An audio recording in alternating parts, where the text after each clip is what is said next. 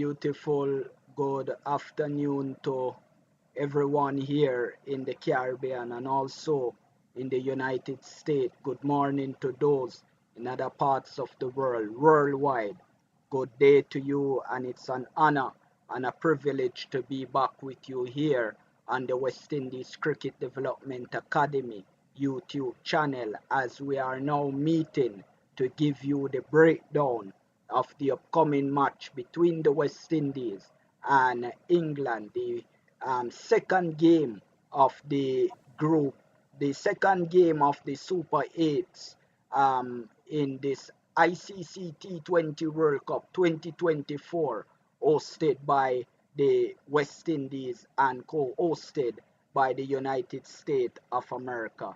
It's an honor and a privilege once again to be able to join you all. Welcome each and every one from all over the world. We are delighted to be back in your home, in your car, and just about anywhere that you're watching and listening from. Please accept a warm and a beautiful thank you from all of us here on this program. I have with me, as per usual, the Honorary Secretary of the Cricket Hall of Fame that based in New Jersey, United States, also a consultant with our academy, Mr. Dale Brown, as you can see on your camera there. We have also the Executive Chair of the Cricket Hall of Fame, which is the proud sponsor, as you would see on your screen now, of this show that we're delivering for the World Cup, Michael Chambers. We have the president of the cricket show, and he's based in the beautiful sunshine state of Florida that is experiencing a lot of rain now, Mr. Leon Francis. We have also fellow journalists and slated to be inducted in the Cricket Hall of Fame come October 5th, Mr. Dennis Heath, based now in Southern California.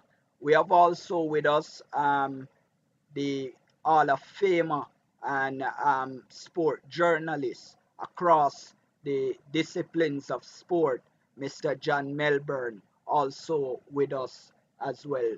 Gentlemen, good afternoon to you all, and thank you for joining us again. Your thoughts? Good evening, Mr. Coughlin and all the panelists. It is a pleasure to me to be here this evening once more. I just want to extend greetings from Florida. We're experiencing a little rain, but not enough in my neck of the woods, and I hope wherever our listeners are, they too are enjoying similar weather conditions. Hoping to have a great show this evening and hope they enjoy it as well as we look forward to bring it to them each and every time we are producing one of these shows. Thanks. Hello and welcome to all our viewers and listeners wherever you are in the world. We're very happy to have you, and we invite you to stay with us till the end of the program. And of course, bookmark us so that you're joining us whenever we're on. Good afternoon to all my fellow panelists and Mr. Codlin. Back to you, sir. Good afternoon, panelists. Good afternoon, Mr. Codlin. Good afternoon, viewers. It's a pleasure to be here this evening to be discussing a win for the West Indies. A win for the West Indies. It warms my heart. So I am looking forward to a lively conversation as to the team we're going to be selected, or we're going to be telling folks who we think should be selected for the England game tonight. Thank you all. Yes, good evening, everyone, worldwide. Happy to be here at the invitation of Mr. Codlin and to expectedly give all the viewers an informative and stirring conversation pertaining to West Indies' upcoming game against England. Looking forward to the conversation. Thank you. A very good afternoon, panelists, and certainly A good day to the viewers wherever you are listening to us here on the West Indies Cricket Development Academy. I hope you enjoy the program for the next several minutes and hearing our views and opinions. And hopefully, West Indies will win again tonight. But stay tuned. Wonderful, gentlemen, wonderful, and to the viewers that just log on, we welcome you. And as you can see at the bottom of your screen, that the Cricket Hall of Fame is our main sponsor, and they are proud sponsor of this World Cup show 2024 West Indies, as we from the 1st of June to the 30th of June, we will bring you live an exclusive breakdown of the games that the West Indies will be playing. Also, we bring you live score on our channel each time the West Indies is playing. As we start this evening, a few weeks ago, or towards the start of the World Cup, just after the game with Papua New Guinea, when we came on to review that game, Michael Chambers, in one of our clips, said that Afghanistan would be our main threat. And when we were on a few days ago, one of those in the YouTube comments said that we must humble Afghanistan, and certainly that we did. Nobody can ever, said otherwise. And when I asked you all about the comment about humbling Afghanistan, it is understandable that you all would have shied away from coming out front and said that was what was expected. But certainly the West Indies had delivered a telling blow to Afghanistan. Even their captain, Rashid Khan, who is feared by many batters, he was disciplined by the high-flying Nicholas Puran. Michael Chambers, with the way West Indies played the other night, are you now willing to say that you might have read into Afghanistan too early and made a big talk by saying that they were West Indies' biggest threat? Certainly the other night they weren't. Totally agree with you that the other night they weren't, but there are other nights coming, right? There's going to be a rematch. I think so. So let's wait and see. My discernment of what is happening is that Afghanistan players are going to regroup, retune, and come back much stronger, because I believe they have the mental fortitude to win. Now, West Indies is used to winning. So that's why when they matched up the other night, it was the last game of that series.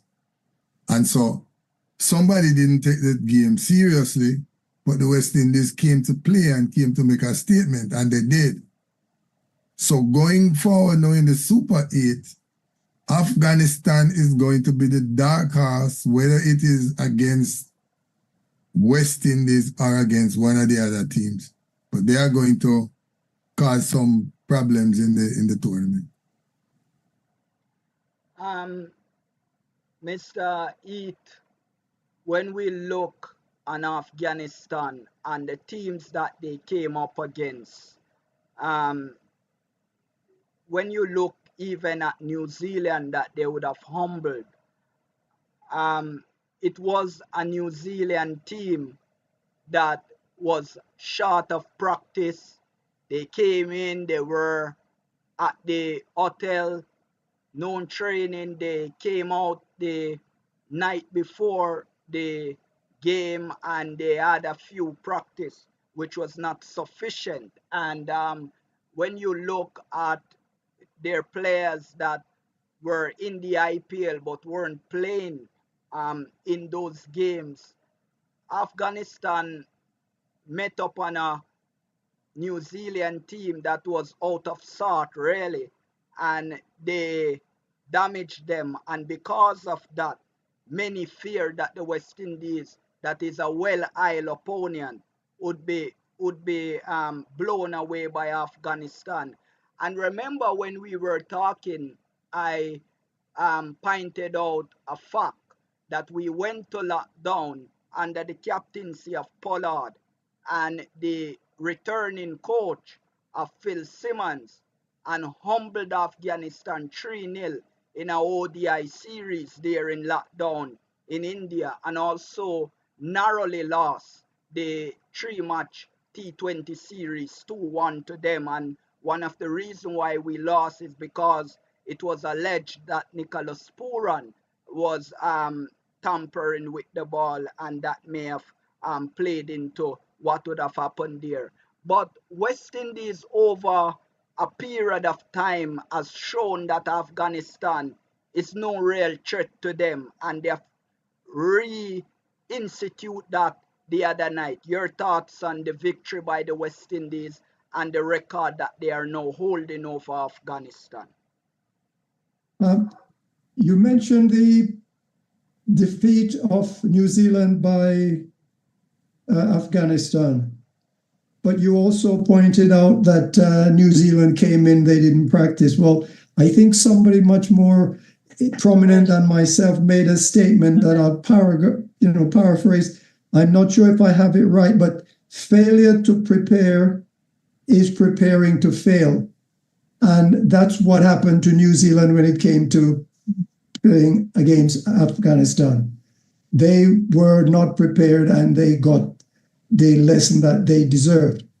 Now, West Indies, we looked at Nicholas Puran in the previous 3 matches playing on those wickets that were somewhat not easy because the balls were not coming through on a smooth level off the pitch. You got Nicholas Puran on a faster pitch where the pitch played true and the balls were coming on. And that is where Nicholas' strength lies. When the ball is coming off the pitch at a quicker pace, he's able to take full advantage, as we saw in the match on the final match that West Indies overpowered Afghanistan. We also must give credit to the pace attack of the West Indies, especially McCoy, who bowled so well to mesmerize the Afghanis. They are a strong team in their right because they have good slow bowlers. But if you are prepared and if you are disciplined, as we saw with the West Indies on 2 nights ago, it's very likely that we meaning the West Indies, can use exactly the same measures to defeat them again when they next meet. Certainly. When we view what would have happened with the West Indies and Afghanistan and the way they play and the fashion in how the West Indies went about their business, Mr. Francis from the Cricket Show and based in Florida, how pleasing did West Indies make the win? How pleasing are you in the manner which they execute that which was required of them? All that was asked for by the fans. Don't make Afghanistan beat you. But like one in the comments the other day told that we should humble Afghanistan. In hindsight, did you think in the manner in which the West Indies win, they would have gotten the win in such a easy manner based on how Afghanistan was playing? And before you answer, we must point out that Afghanistan got a weak and a undercooked, underprepared New Zealand to hammer. And really a team in Papua New Guinea that scared the West Indies, but scared a West Indies that were sleeping. But we have seen now that they have awoken, and teams are to fear them at this time. Now I'll allow you to answer.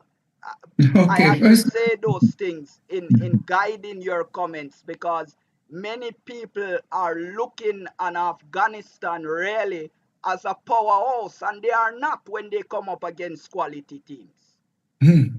yes, I am overwhelmed because if you can recall, I'm the one that said we should not take anything for granted. Come with your game, and they certainly did come with the A+ game. I told you I was satisfied. There was not room for me to comment on their how they played that night. They were getting the dot balls. They were hitting when the balls were in the slot. They were running hard. And when they bowled, and don't forget that crucial wicket that we got in the first over, a maiden first over, that was telling, and it affected the whole routine of their team. They could not. They had no answer, and McCoy, with his left-hand swing, comes in there and pick up some early wickets. And to top it off, Joseph did not get a lot of wickets, but I could see that two of the Afghan batsmen were surrendering. They were looking at the umpire as if they were saying, Absolutely. Are you not going to call this guy for intimidatory bowling? Because they were actually ducking and weaving. And West Indies fielding was up to par. The catching, look at the catch by Nicholas Puran of Joseph. That was superb. Yeah, And I want you to stay on screen, Mr. Francis, because you said something that was really important here. And I just want to take this time to really make it known that I don't recognize Afghanistan as a powerhouse, because their batting is inadequate. They have two major batters, the openers in Ramadullah Gurbaz and the other one. And once they go, the Afghan team goes. And they are afraid of quality fast bowling. When they met up on New Zealand, Trent Bolt and Adam Mine, they weren't at their best. New Zealand were cold feeted. And when you look at Uganda and Papua New Guinea, they don't have what it takes to challenge any bowler, any batters at all. So their middle order were not tested, they were not tried. They came up against a quality bowling attack from the West Indies, a resurgent team under the wonderful captaincy of Radman Powell and the inspirational coaching of Coach Darren Sammy. And they battled under pressure, and they were properly schooled, they were properly disciplined and told and told and told again. When you come in to face the West Indies, you got to come prepared. yes, yes.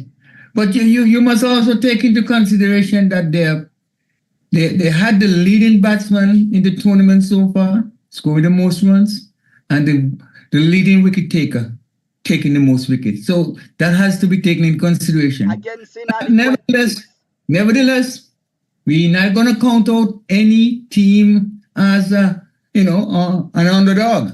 We're going to give everybody credit, because you cannot be complacent. You got to go in with your A game, and that's what I was asking the West Indies. Come with your A game. Make sure that your T's and your I's and T's are dot and cross, because there's no room for complacency, no weakness. Even Jonathan Charles, he was middling the ball after a while, and he was playing. And to tell you more, and Mr. Chambers will be laughing at it, Johnson Charles took a catch and he dropped it and he catch it again. Yeah. Did you see that? So I tell you, I was satisfied, and I just hope that they continue in this game, in this vein. It was an Because all-round performance. yes, it was indeed, and I am thoroughly satisfied. And of course, there's no perfect position you can always take. There was always some error, something could have done better. But as far as I'm concerned, I was pleased and humbled and happy to see they pull off this victory. And Puran, and I questioned Puran's position of his batting in number 3. I said he should have been in number 4. But Mr. Heath said something which made me change my mind. In fact, that he's saying based on the wicket, he was not. Because if you look on Kohli too cannot get in terms with timing the ball and so forth on the wicket. And he too is not up to his normal best. But all in all, I got to give Powell and the crew kudos. Wonderful job. And you don't usually have West Indies playing like this in all areas. And they did made us proud. And I'm happy. And hope they can go on and do the same in the matches to come. Mr. Honorary Secretary, Afghanistan, their cricket, their development, it must be noted that they have quality bowlers. But whenever West Indies was booted out of the World Cup and the international media say we pick Pierre Allman, bring to the World Cup. We went, that was in the UAE. We went to Australia. We were booted out and beaten by Scotland, Ireland, and those teams. Only won one game, and that's against Bangladesh, and we barely scraped through. Now, we have a responsibility. You gave it, you got to take it. Afghanistan is a team that don't reach the level that the West Indies are at the moment. Your comments, Mr. Brown. Yes, good evening, everyone, again. First and foremost, there's a saying, don't kick a man when he's down. I don't think anyone would put Afghanistan as a powerhouse team. They have made tremendous strides over the last few years in world cricket. Mm-hmm. The group that they were in, they were not seeded to advance out of that group.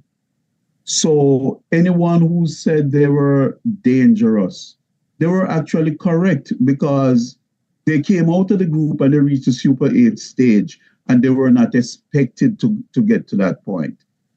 New Zealand's problems, it's strictly New Zealand's problems. Afghanistan playing the West Indies, actually stop for a minute and think about it. Who could ill afford to lose that game? Who had to play and bring out their A game? It was the West Indies. Mm-hmm. Afghanistan, the game was of no consequence to Afghanistan. And not that it would have mattered, but they're in a different group. And now let us have this conversation when we beat England. And now we can talk, really celebrate that. Beating Afghanistan is not a big thing in that sense, for me anyway. And I give them credit because panelists, I will remember this advice long ago. Someone on a soccer team said they were the best players and the rest of the guys could not play. Wanted to follow me. Mm-hmm. Someone said to him, well, if the other guys can't play and you are saying that you are good, how you know you good? And you're not just the better one of a bad bunch of players. So I would rather give Afghanistan credit rather than discredit them. Because if you discredit them indirectly, you're discrediting yourself also. So I'm not going to go along that line and say anything about them, because I'm proud of the way they have progressed over the years. and they came out of the group, which no one gave them a chance to come out of. Most people didn't.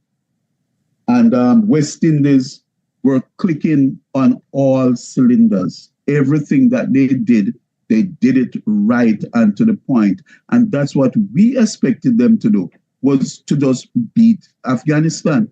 And that's what they did.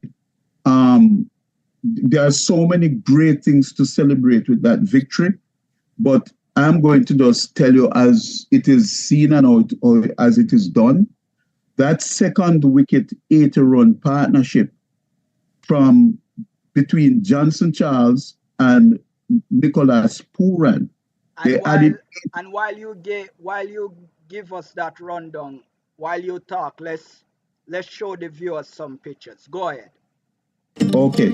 They added 80 runs off 37 deliveries, and that was the very crucial partnership for the in the game for the West Indies, because that set the tone for the big total and also allowed them to set a record for the power play total, where they scored 92 total runs, and that was most magnificent. So I think we have to look at that and take that positive out of it. Hope came in at number 4 and played well. Actually, he received more deliveries than Pooran, so he scored many more runs. He scored 25 out of 33 runs that the two of them added. But that is because he faced many more balls, and he did well. And then Powell came in and consolidated with that, and had another good partnership with Pooran.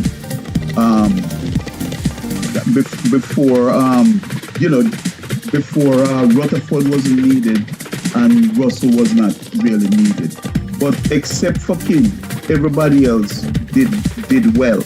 And the key takeaway from that game now is that, as we know, Hope came in for Ruston Chase, and McCoy came in for Shepherd, because congratulations to Mr. Shepherd, he welcomed his second child. So he left the camp and went to be with his wife and child.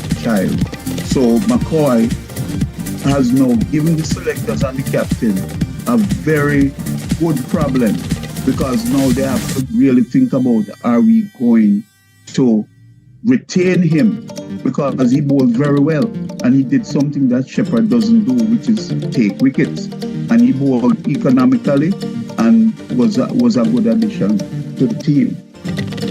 So those are the big takeaways for me, and I celebrate the West Indies victory wholeheartedly, because that is what we expected, and they did it in the most emphatic manner that you could have expected. The only dim light, so to speak, was Brandon King not being among the runs. Absolutely. And I see the viewers' comments. I see them, and in one of the comment that one of our viewer, and he's on, if you would like, you could put your names so I could refer to you more while we do these shows, because we understand you are a regular watcher of our show and we appreciate you watching our show. But it's difficult really to get your name at the moment. But he said that too good for Afghanistan, it was schooling. We humbled them and we're looking to do the same, even better against England tonight. Hall of Famer John Melbourne, Mr. Brown refer that West Indies would have beat Afghanistan, but we don't beat them, we humbled them.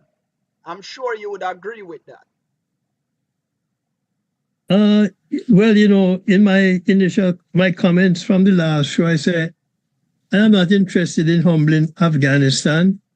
I'm more interested in winning the game. One of the things that I think is true is that West Indies have played better each game so far. Mhm. And Leon talked about West Indies bringing their A game. West Indies from here on need their A game. And so I am looking for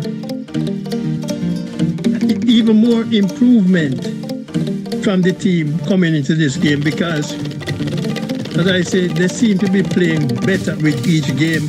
And if that continues, I am expecting West Indies to win the game tonight. The question is, which 11 are they going to put on the field? Because in a post-game interview with Captain Powell, he was asked about the headache he has now with what Obed McCoy came in and did. And Powell said while he was fielding, he was thinking about it. So, it will be interesting to see what 11 that they put on the field tonight. And yes, as Dale mentioned, congratulations to Romario Shepherd to the birth of his second child. But you remember in years past, players didn't lead the teams when their wives or their girlfriends were giving birth. So it's something new, and it is important that the father is there while the mother is giving birth. But I thought the Afghan game was a good game for West Indies. Yes, Brandon King didn't score a lot of runs. However, it's a team game and other guys put up their hands. That second catch, that Johnson, I think that was a brilliant catch that he took. We were talking about his inability. Maybe he had a problem with night light. But that catch, I think Dennis put to bed the thought that he hasn't having problems at night with the white ball. But it was a good game. And hopefully we can go on from here and get to the semi-final first. That's the first step, getting to the semi-final. Mhm. Absolutely, and we'll get to semi-final spot when we have the segment with the United States, because after beating them, certainly we'll have a place in the semi-final. Sheldon James is a regular watcher of our show, and we thank him certainly for contributing in the comments with his comments about West Indies. He mentioned something which I think is very important as we step now to look ahead towards the England game.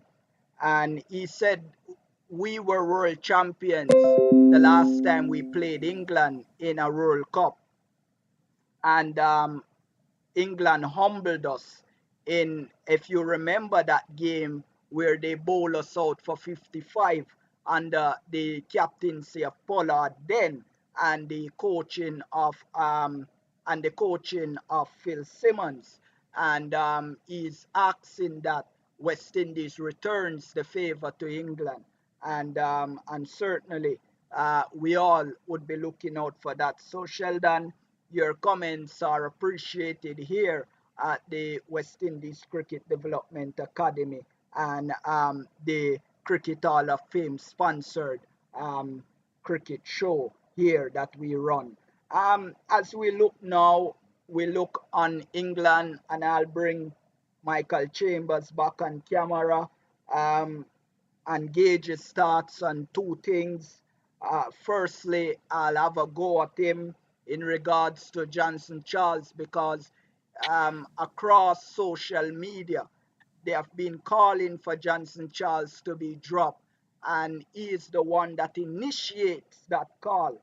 And we understand why such a call was made, because Johnson Charles was not doing what was required to stay in a World Cup team. And because of his closeness with the coach, we understand that he's there. So I'll ask Mr. Chambers to speak on how pleased he were to see that Johnson Charles respond to him after he called for Johnson Charles to do entertainment. The next thing I want Mr. Chambers to look on in West Indies last set of T20 games with England, and the others will come in as well, is that the West Indies won in Barbados. They won by 4 wickets then, and the second game, which was staged in Grenada, the West Indies won by 10 runs. And the third one in Grenada, the West Indies won by 7 wickets. But England shot back in Trinidad in the fourth game and won by 75 runs. And in the final T20 there in Trinidad, the West Indies won by 4 wickets to win the series. And coming into this game, the West Indies have a psychological advantage. And you being a professor of mind power, your thoughts on those? Yes, sir. Once again, thank you. England is at a disadvantage because they have something to prove. They have to win. West Indies has been winning. And so we always say the vibration of success is what keep you going. And we have been successful in what we're doing. You mentioned Johnson Charles. And I would like to say, even a clock that is not working is correct twice a day. Even a clock that's not working.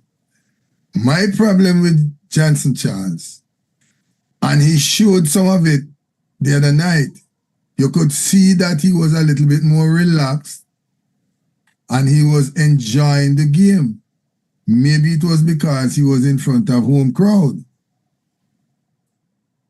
But he put pressure on King because, like I say, and I keep repeating, if you are the batsman at the other end and the guy who's taking the strike is doing some crazy shots, making some crazy shots, it's going to put pressure on you, the non-striker.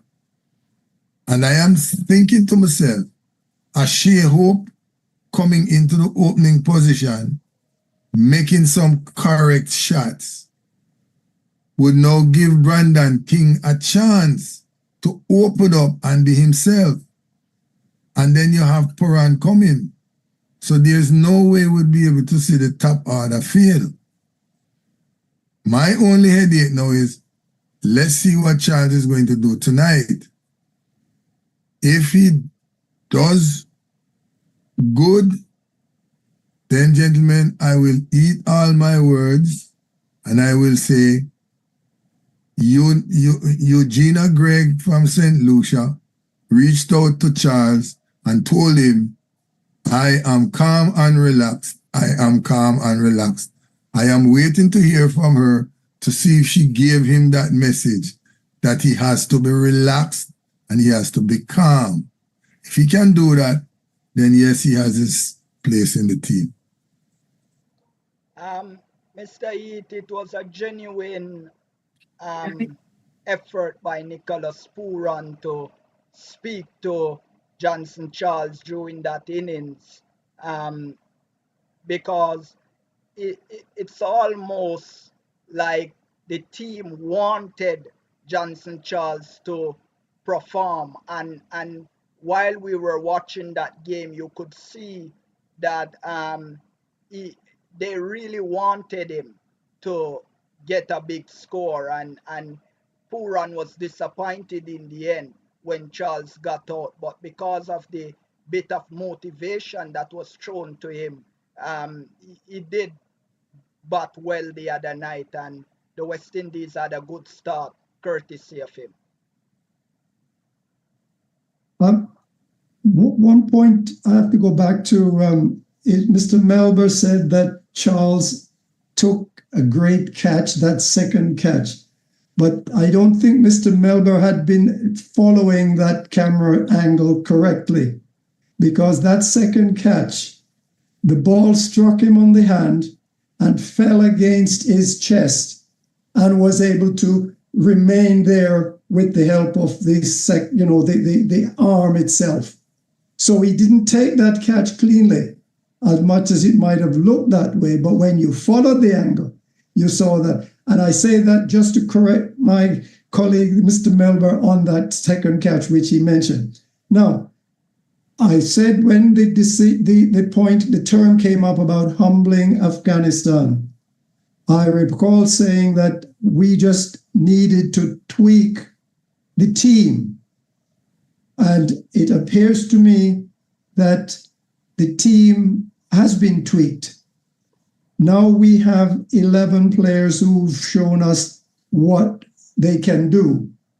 And the discussion with Puran and Charles to push him along and to keep him calm was obviously what we need to see out there in the middle, helping each other. And then he might have said, let's take the single, let's turn the strike over. And we saw that Puran had a lot of that going out there. Now, going back to tweaking the team, I would say that we should not be inclined to make changes going into tonight's match against England.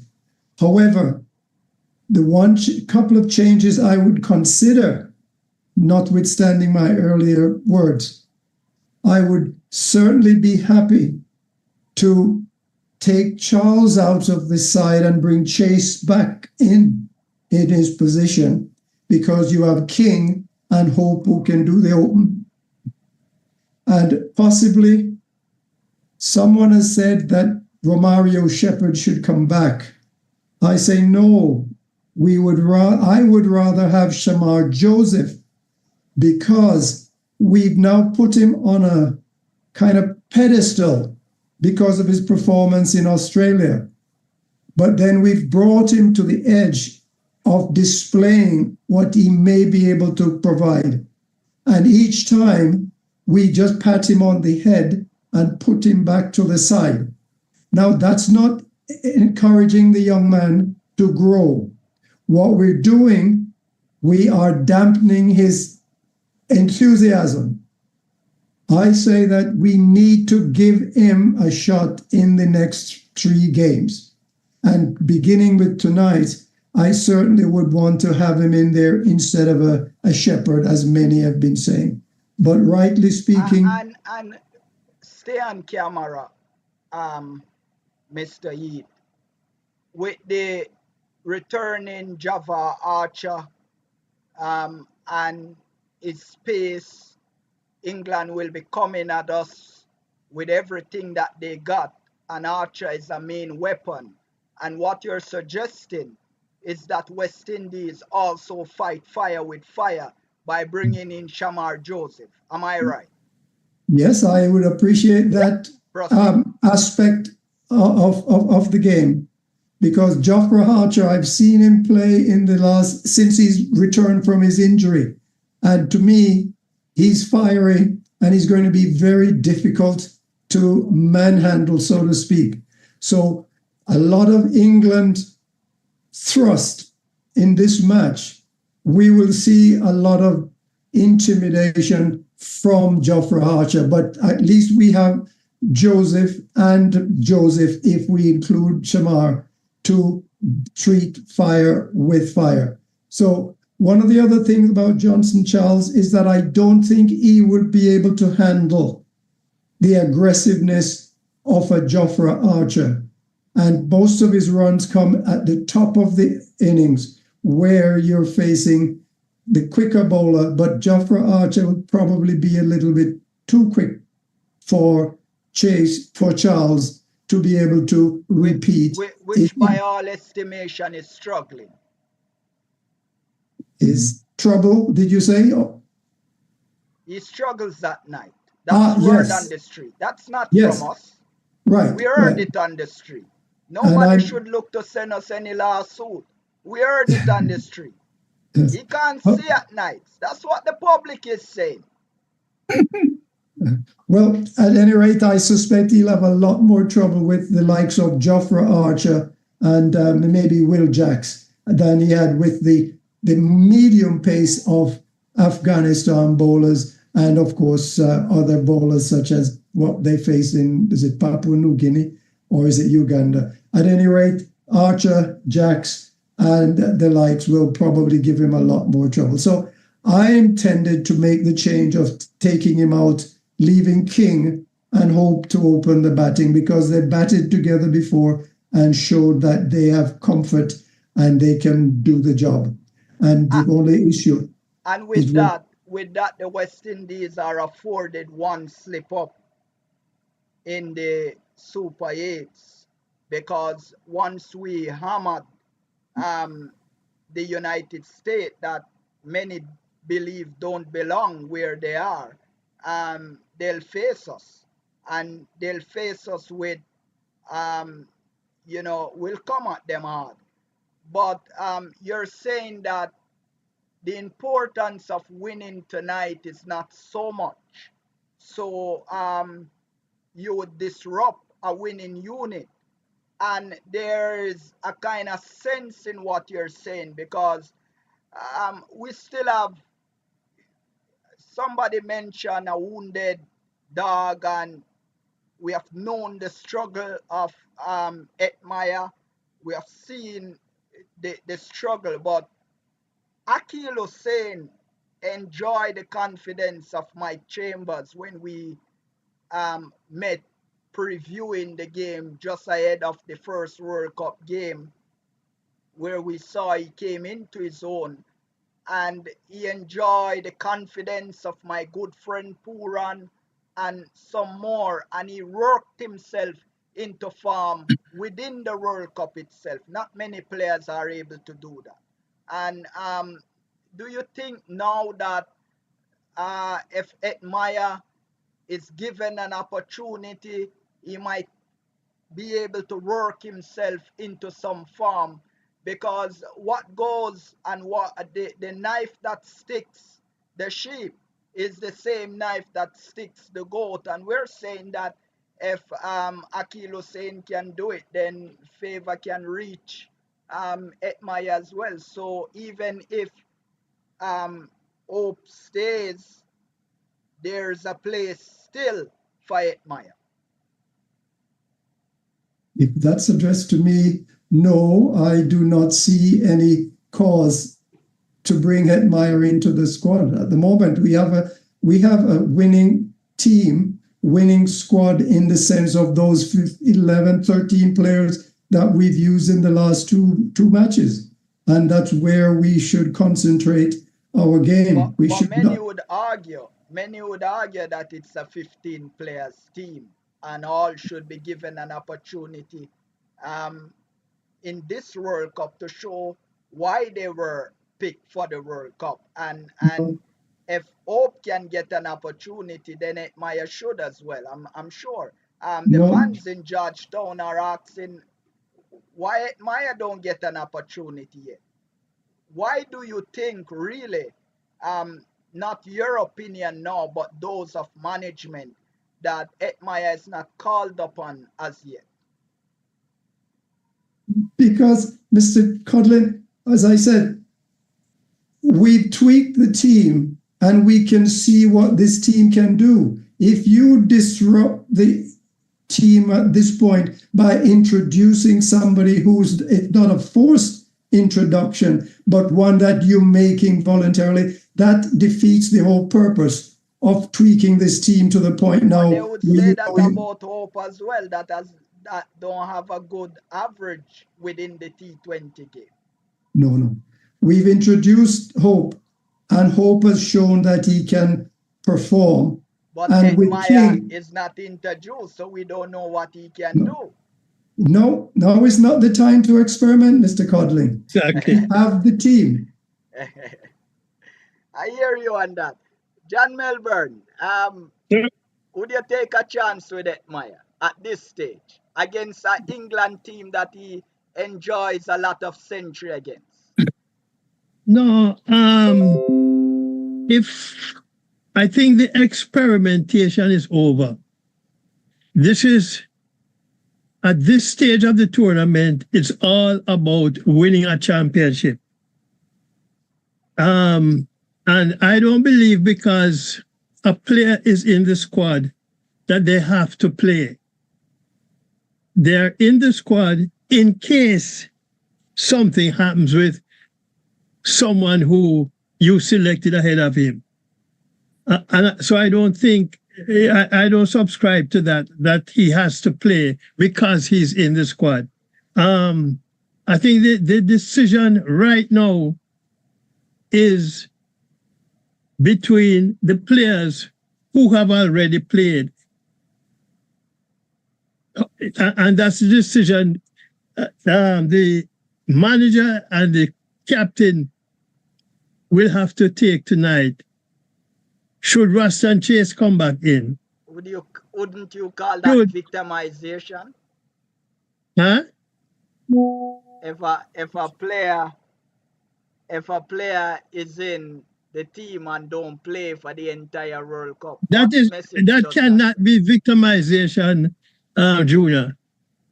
And as I said, not because you're in the squad means that you have to play. You are in this championship to win a championship. And if you have settled on who you think is going to help you to win the championship, then so be it. Now, if Coach Sammy and Captain Paul decide, well, if they're selecting horses for courses and they decide that, well, Hetmeyer is probably the best horse to select for tonight's game, well, so be it. But I don't subscribe to the fact that because he's in the squad, he should play. You don't want to break up. You don't want to tamper with a winning unit too much. You want the winning unit to continue to play and win games. So that is my take on the Shimron Hetmeyer situation. Mr. Brown, the argument of tweaking the team. We have seen Shea Hope come in. He has his chance, and maybe he'll continue to enjoy a chance tonight, or certainly in Barbados against the United States when they get there for the other game. But isn't there a place for Sherman Hetmeyer? Do you subscribe to him being in the team and never having a game?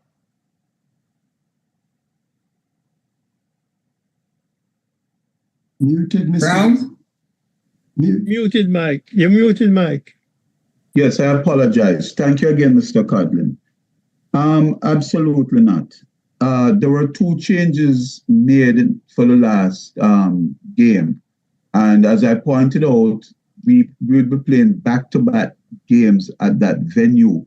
And that is an opportunity for them to put out the team that they expect to play against England. Put them out on show, let them get used to the crowd, let them get used to the pitch, let them get used to everything. And it worked almost to perfection. One of the changes was deliberate. Deliberate in that Mr. Shea Hope, the last time we played against England, and I believe you mentioned it, a 3-2 victory. Absolutely. Mr. Hope was the MVP for that series. And I believe using the data and studying and analytics, they want to play Shea Hope because he bats well against England. And it is as simple as that. Yeah, and he'll play at the position that he plays the other night. Yes. And then, and that's what I'm saying. The team is the team.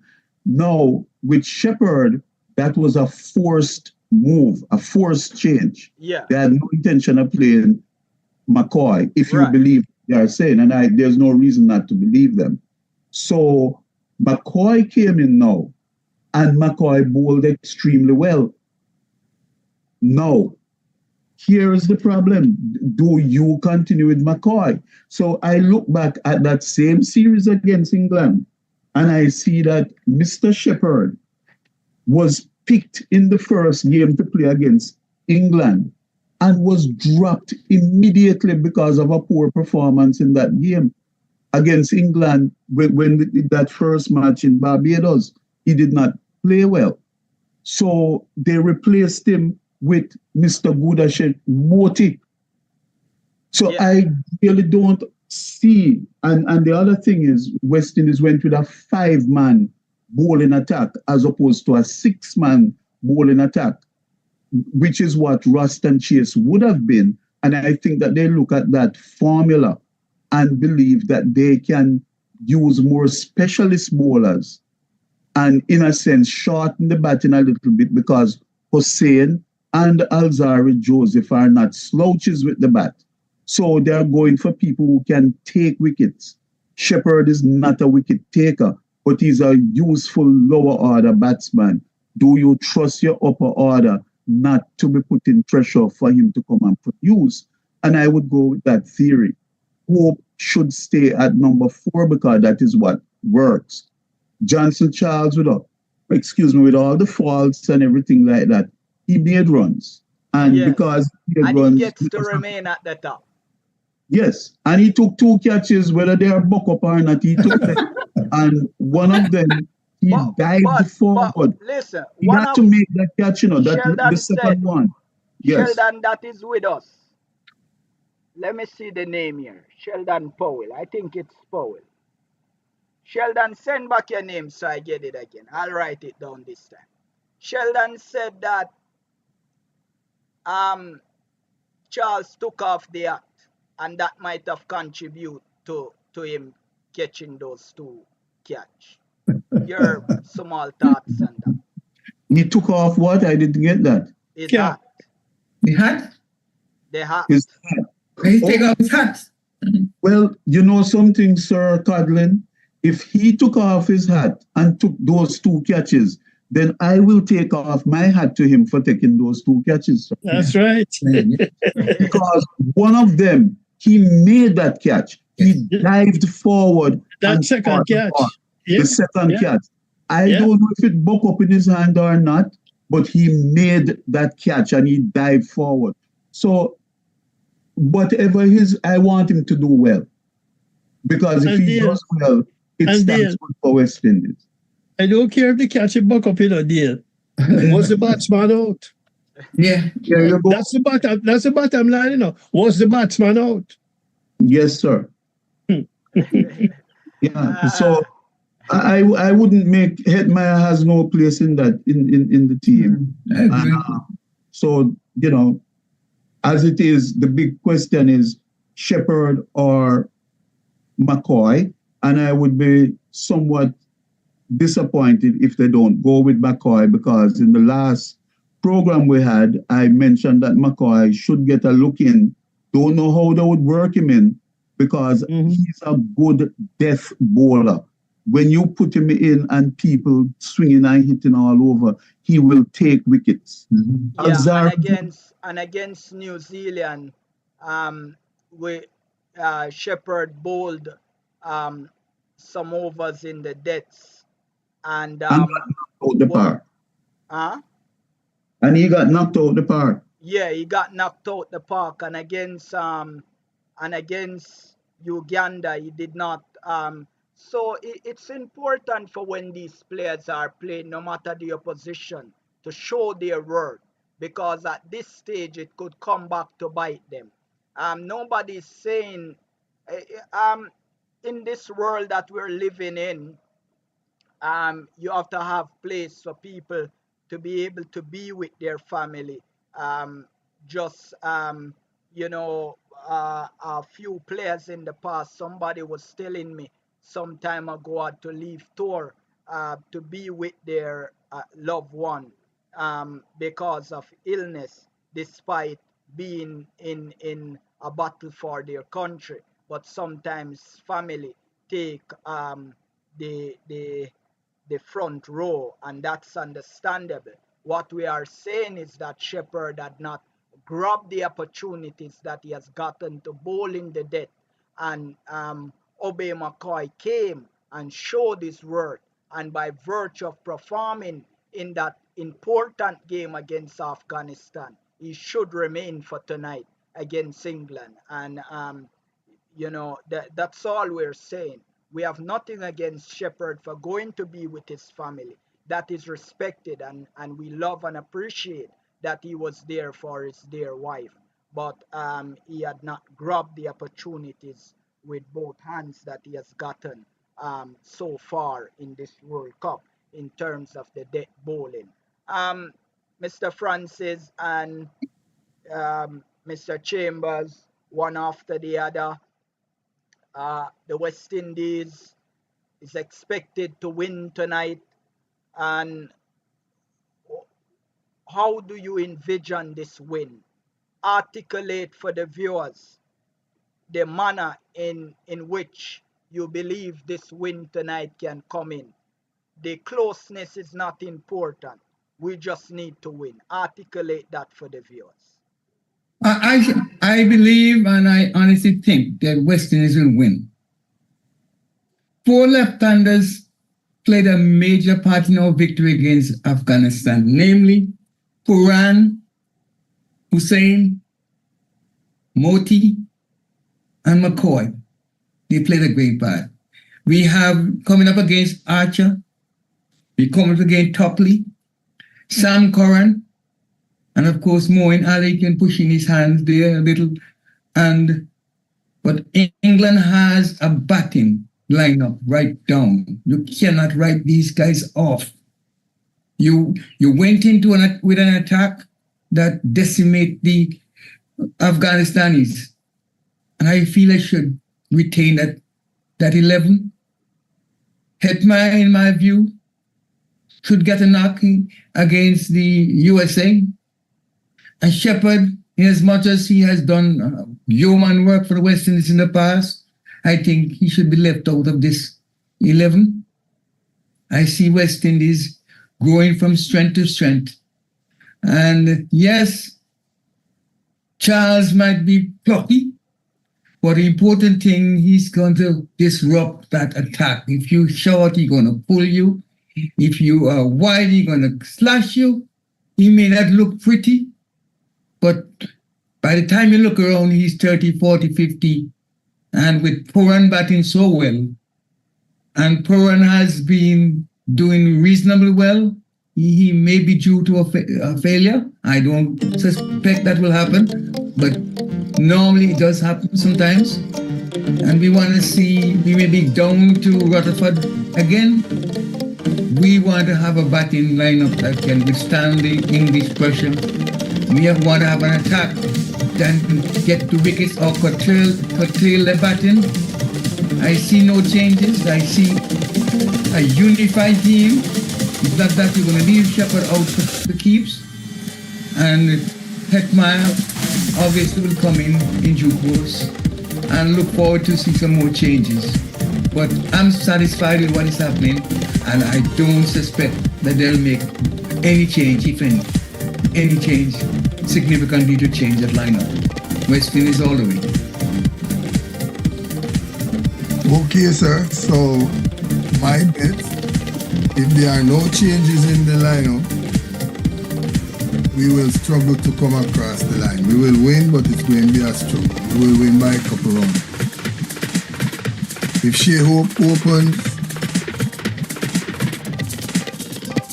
and we bring in Shamari Joseph, those are the only 2 changes I want. We will win by 5 wickets. If Shea Hope comes in, Shamari Joseph is the next bowler. Bowling with Asari Joseph, we will make a statement. We will win by 5 wickets. If we keep the same lineup, and I'm sorry for Shepherd, I really feel it for him. Papa, he's your baby. You have got to take care of you. It's like buying a lotto ticket and you lose the ticket and somebody find it. And if you don't have your name written on it, Papa, that money gone. So So he had his lotto ticket. He dropped the ticket. The other fellow came in as the PS bowler. What's his name? Obed Mackay. Obed Mackay. Found the ticket. What you going to do? You can't give it back. It's his ticket now. Hetmeyer, I would have loved to see him play in the Afghan game to see what he looks like. But now, he might not get a play throughout the series. But he can't say he's not getting paid. He's there, he will be paid.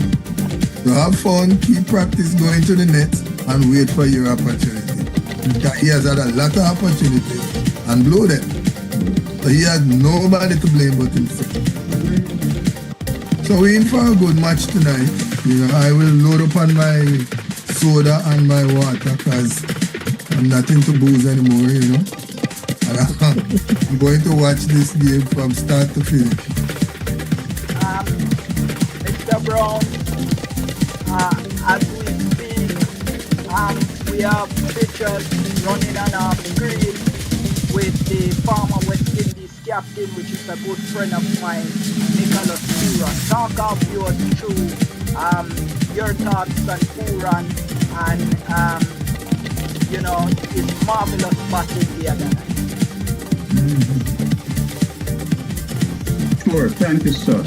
Well, Puran coming in at number 3 played the type of inning where he exploded when he came in after the relatively early fall of King's wicket.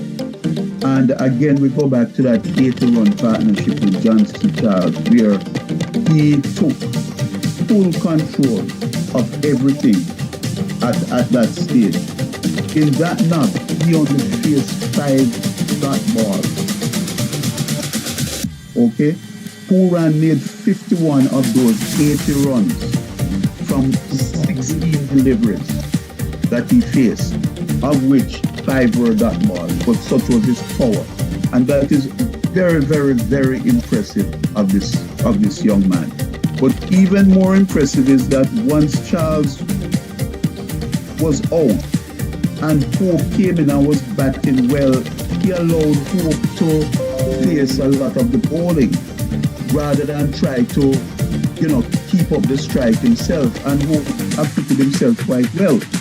And then when Powell came in, once again, he just mixed it up with Powell, like almost just take a break, make sure he's set, take a break, wait that he's still there at the end of the innings. And he showed me that mental calmness and mental awareness, that he's reading the game, seeing, you know what, I could keep swinging and swinging, but I'm going to take it easy, knock the ball around, and then explode at the end again. And that's exactly what he did.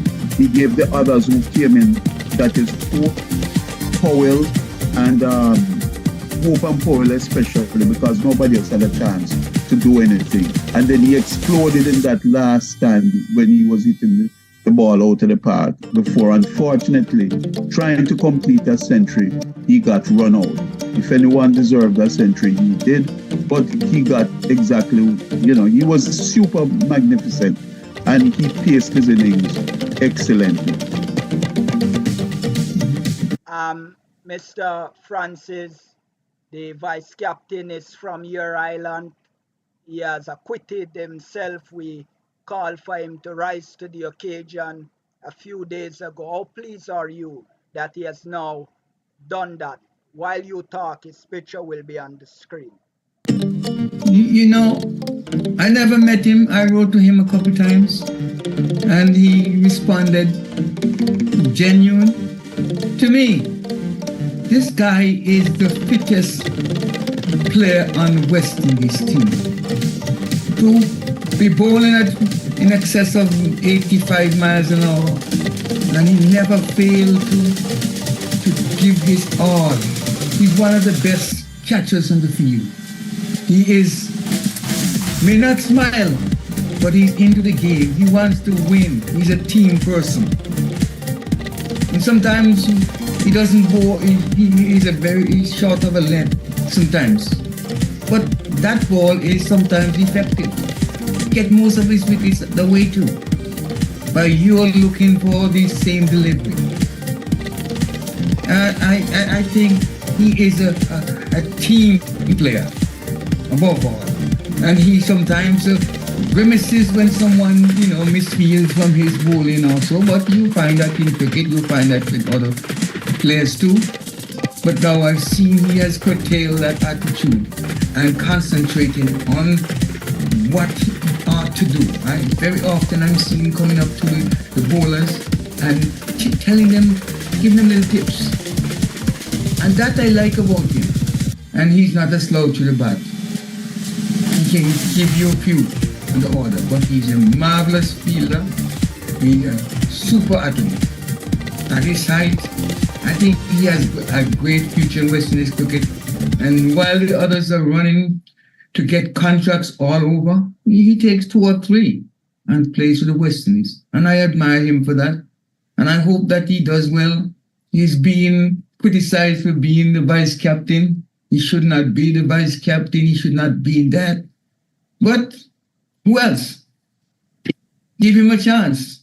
And he has not let down. He is there with Powell and assist him, and Powell and him get along well. And he may not. We sometimes ask that he's being put on to bowl early. Powell chose not to do that, come back, but he still does. Every time you give him the ball, he is going to give his best. He may not do what you want him to do. He may not get to tie down a batsman. But sometimes he does get a wicket and break the monopoly, and we will see a change in breaking through. He belongs. He belongs. Absolutely. I thoroughly endorse him. Mr. Heath, your thoughts on your fellow countryman and one of the most successful captains so far for the West Indies, Rodman Powell. Well, one of the amazing and appreciative thing about him is each time he walked up to the crease, we expect an explosion of sheer, aggressive, and dare I use the term brutality, at what he does with the ball. Rodman Powell, and on the field, you notice he normally still on the boundary, and he never fails to take effective catches that put things out, give the opposition pause. Powell is cool, calm, and certainly collected when it comes to handling his team and his players, and I've yet to see him ruffled at any stage. It sometimes obviously helps if you have a team around you that has gelled around you, so that you know exactly what they're going to do and what is expected of them, and they know what the captain expects of them, and they perform accordingly. So I give him a lot of praise for his handling of this very successful squad since the last time we attempted to play in a World Cup and was sent home early. Well done to Rodman Powell.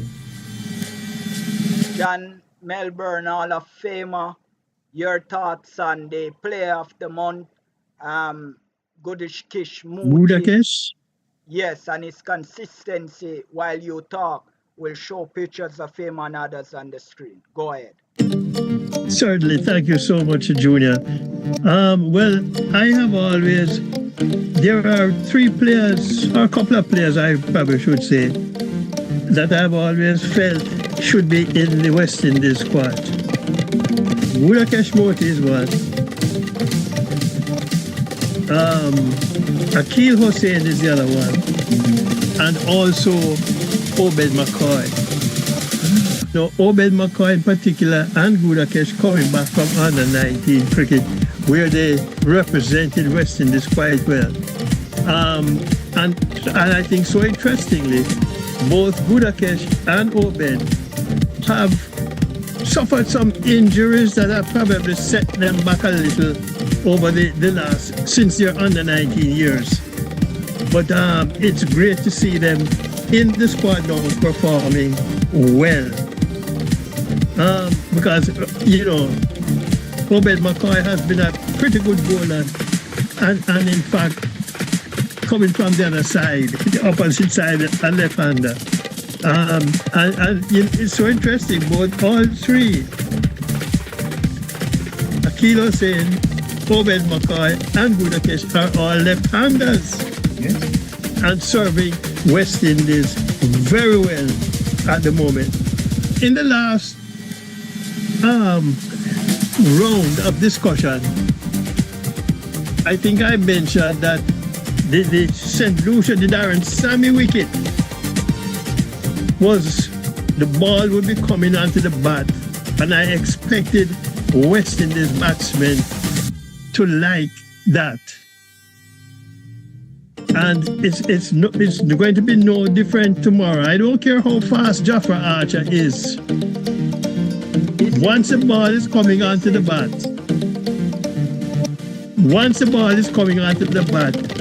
our batsmen will do well.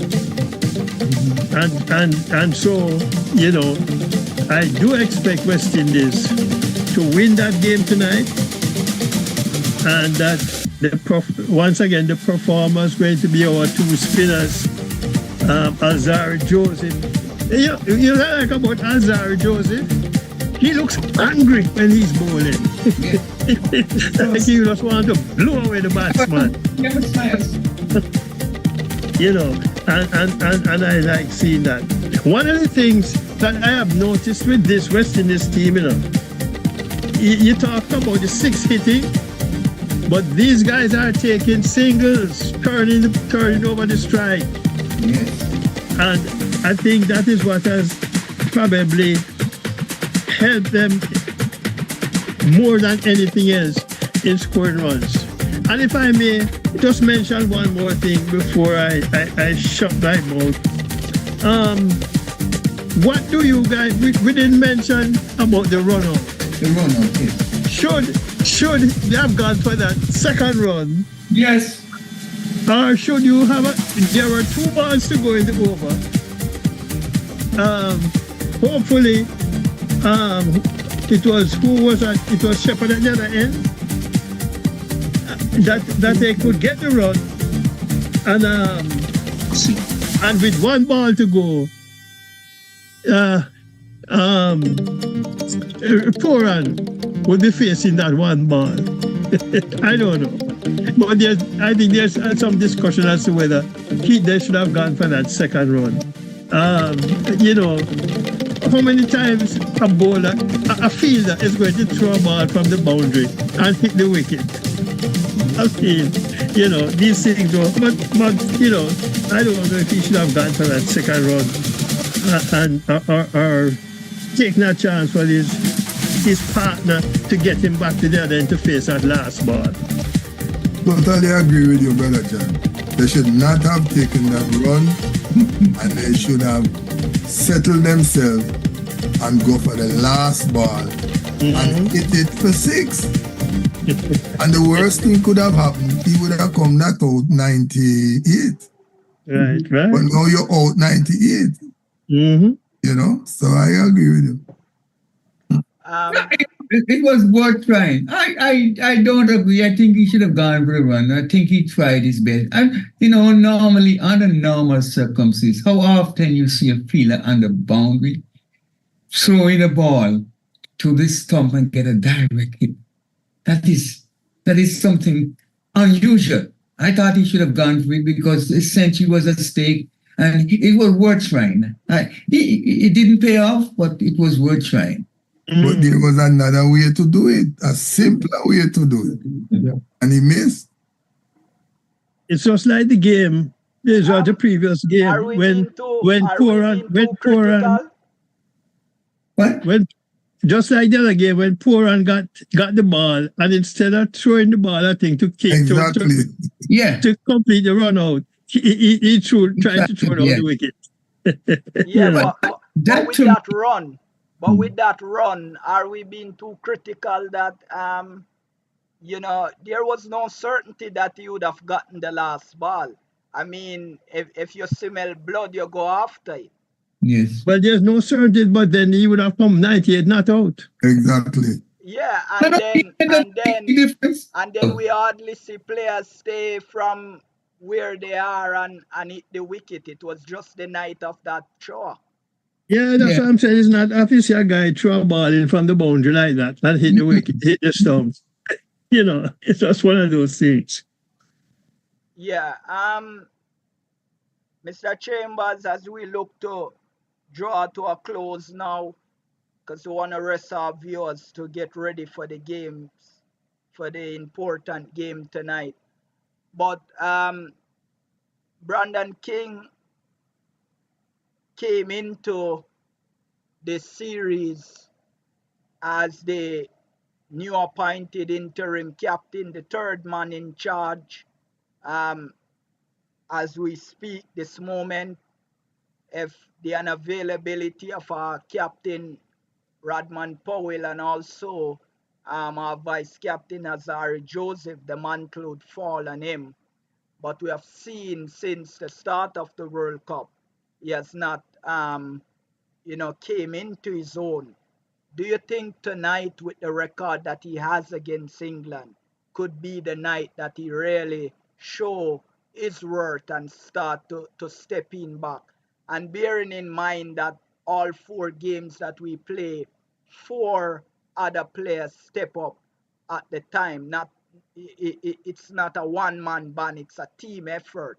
But do you think that King now is due to the importance of Brandon King coming to the party tonight, and if not tonight, then against the United States, they might try something different.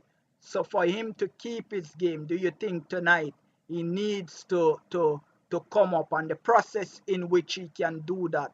I want you to speak from a mind power perspective. At the moment, King confidence is not where it ought to be. How does King get himself to the place where he can get some runs tonight? I speak on the base that when the confidence of Akil Hussein was down, I spoke to you and asked you, should we go into the World Cup with Akil Hussein opening the bowling? You defended the decision and say yes.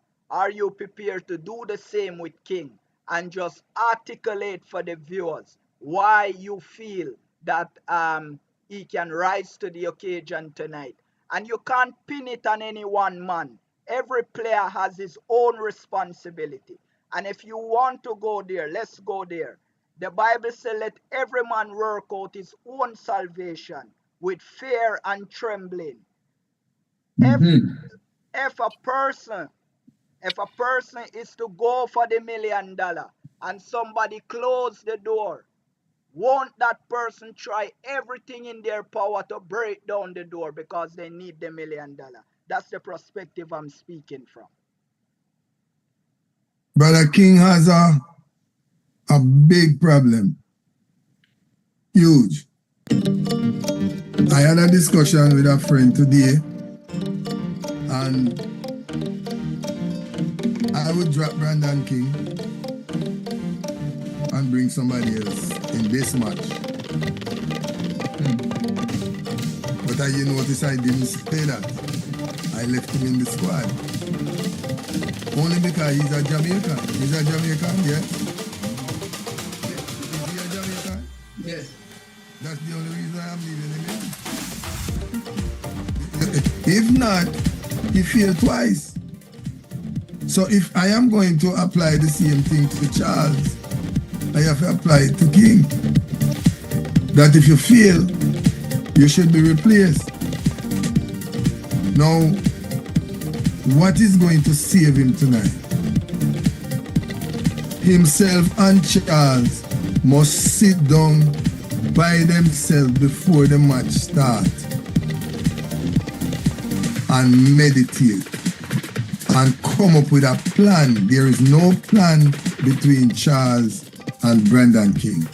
They have to come up with a plan. You going to go for the runs for the first 4 balls, Then the next 4 are going to go for the run. Some kind of thing. We're going to take the singles. We're going to go for the 6. We're going to go for the 4. But there has to be something between them that they're not guessing when they're at the wicket. That I have not seen that in their relationship. It has been haphazard. You go for 6, I go for 6. You go for 4. And that is how they've been playing it. So tonight, as we speak, they should be sitting down under some mango tree and discussing how are we, Brandon, me and you, how much runs are we going to score in the power play? They did 92 the other day. We going to 100. And so they should be setting goals. That is what I would love to see them do. Because at this point, if King fails again, his total confidence is going to be through the window. And I don't want to see that happen. Absolutely. Let's read some of our comments as we seek to close. Mr. Francis, somebody here is agreeing with you. Atlanta is agreeing. I agree with Mr. Francis. So, certainly dear Sheldon James is still with us, and he's saying King get a good delivery. I'm sure that's what he meant. I expect him to come good for us tonight. And the Cricket Forum, greetings, legend. And I know the Cricket Forum. I've been on their show a lot of time, and we're happy for Mr. Carlton Brown and what he's doing on his show as well. And so I welcome you here. Greetings to you as well. And Sheldon has said, masterful innings from Pooran deserve a century, but I want to see other batter replicate that type of responsibility in the batting also. Mr. Brown, your final thoughts on Pooran and if he'll replicate that performance tonight and the inability of our captain really with the bat in this World Cup so far, and what you expect from him tonight. Your closing thoughts. Well, if I may just say something with England, the 3 batsmen that we have to look out for would be Liam Livingstone, Phil Salt is a very dangerous player, Joss Butler, Moeen Ali, Johnny Bairstow, Jafra Archer. They have a deep squad. Yes. Now, when they were in the Caribbean the last time, Phil Short in 5 games scored 313 runs against us. And, he was very good. Butler and Livingston made runs against us. Moeen Ali and the rest of them didn't do well. England is a little bit short of batting practice because they got a lot of games interrupted and shortened games. So their batsmen didn't get to score a lot of runs in this series. For West Indies, we're looking at a 5-man bowling attack, and those 5 players will have to bowl 4 overs. They have to bowl their full quota of overs. And that is why I think it's very important to have a genuine wicket. All 4 of them must be genuine wicket takers. And that's why I would have McCoy in for Shepherd, because Shepherd is not what you'd call a genuine wicket taker. Pooran loves the pitches, and England will have a plan for him. But we hope he continues his form, and hope a person like him is needed in the batting lineup to add a more calm and calculating approach to making those runs, because most of the other guys are big hitters. Russell Rutherford have great records against England when we played them in the last series there. Rutherford in just 3 innings made 95 runs against England in just 3 innings. And for those who one last comment about Hetmeyer. He got 2 innings against England in that series and scored a total of, I think, 3 runs in the 2 innings and was dropped and replaced by Rutherford. And I don't see him returning to the team at any time at all. And Johnson Charles, whether we like it or not, he has scored more runs than a lot of people in the team because he has 2 scores over 40. And we have to, however you score them, as we say, a run on the board is a run on the board. And he has scored his runs. So I fully expect him to continue to be in the team. And Nicholas Puran is the second leading run scorer after Ramadullah Gurbaz of Afghanistan in the ICC T20 World Cup 2024 so far. Yes. And that's very good from the former captain. When he was injured, I encouraged him, and he remarked that all the medias all over the world and in the Caribbean, nobody had spoken to him in the manner which I did, and it helped him. And since then, we have remained friends and have a perfect relationship. And he's a class act, he's a class player, and we certainly wish him the best. Atlanta said we got to get Just Butler and Phil Salt as early as possible. That's the 2 opening batters for England is mentioning there. From all of us here at the West Indies Cricket Development Academy, we thank the Cricket Hall of Fame, as you will see shortly on your screen, that they are the main sponsor of our show going out to the public as we cover T20 World Cup 2024 West Indies. And we thank the Cricket Hall of Fame for sponsoring our show. These shows are very expensive to get out. They are not cheap, and we thank the Cricket Hall of Fame and the amazing work that they have been doing all over the world. They are located in Hartford, Connecticut, United States. They are led by Michael Chambers, which is the executive chair of the Cricket Hall of Fame. They were established in 1981, and as you can see on your screen there, their logo, and us here at the West Indies Cricket Development Academy are proud to have them on board as our sponsor. We thank Hall of Famer John Melbourne, that is on your screen, to be here with us again. He's covering the World Cup with us. He's a cricket analyst here at the Development Academy. We also have Leon Francis from the Cricket Show USA, also a cricket analyst with us. We thank him for being with us. The Honorary Secretary, also a consultant to our academy, the journalist, Mr.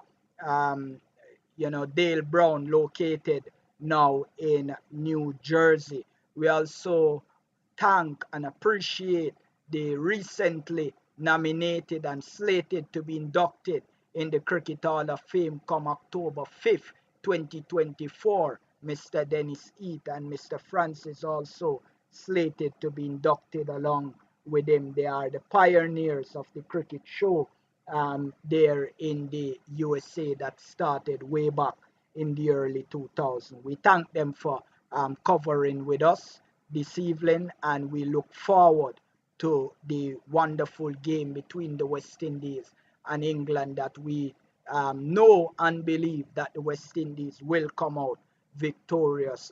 Please remember to contribute to our academy, whether you want to contribute $20, $50, $100, $60, just about whatever you can afford.